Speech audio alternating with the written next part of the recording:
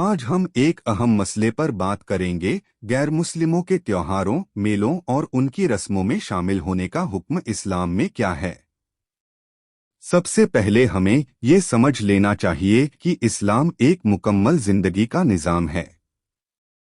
اللہ تعالیٰ نے قرآن میں فرمایا، آج میں نے تمہارے لیے تمہارے دین کو مکمل کر دیا اور اپنی نعمت تم پر پوری کر دی اور تمہارے لیے اسلام کو دین چنا۔ سورہ مائدہ 5 اور 3۔ اس کا مطلب ہے کہ مسلمان کے لیے صرف اسلام ہی کامیابی کا راستہ ہے، اور غیر مسلموں کی رسموں اور تیوہاروں میں شامل ہونا اللہ کی نظروں میں پسندیدہ عمل نہیں ہے۔ اللہ تعالیٰ نے اور فرمایا، اور جو لوگ اللہ کے علاوہ بتوں کی پوجا کرتے ہیں اور جھوٹی باتوں میں شامل ہوتے ہیں، وہ میرے بندے نہیں ہیں۔ سورہ حج 22 اور 30۔ یہاں جھوٹی باتوں میں شامل ہونا کا مطلب ہے ان کاموں میں شریک ہونا جو دین اسلام سے تعلق نہیں رکھتے۔ رسول اللہ نے بھی اس بارے میں بہت صاف ہدایت دی ہے۔ حدیث میں آتا ہے، جو کسی قوم کی مشابہت نقل کرتا ہے وہ انہی میں سے ہے۔ سنن ابو داؤد 4031۔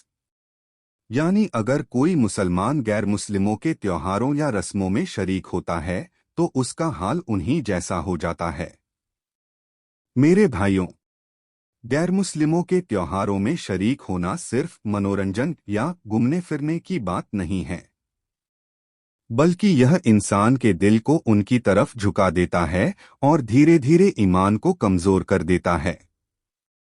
قرآن میں اللہ نے صاف فرمایا، اے ایمان والوں، یہود اور نصارہ کو اپنا دوست مت بناؤ، وہ آپس میں ایک دوسرے کے دوست ہیں، اور تم میں سے جو کوئی ان کو دوست بنائے گا وہ انہی میں سے ہوگا۔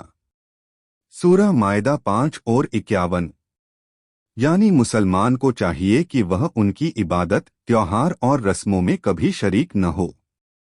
رسول اللہ نے اور فرمایا، تمہارے لیے 2 عیدیں مقرر کی گئی ہیں، عید الفطر اور عید الاضحیٰ۔ ان دونوں کے علاوہ کوئی اور عید تمہارے لیے نہیں ہے۔ مسند احمد 12006۔ یعنی مسلمان کی پہچان اس کی اپنی عیدیں ہیں، نہ کہ دوسروں کی رسمیں اور تیوہار۔ نتیجہ اور نصیحت، میرے پیارے بھائیوں اور بہنوں، ہمیں چاہیے کہ ہم غیر مسلموں کے تیوہاروں اور میلوں سے دور رہیں۔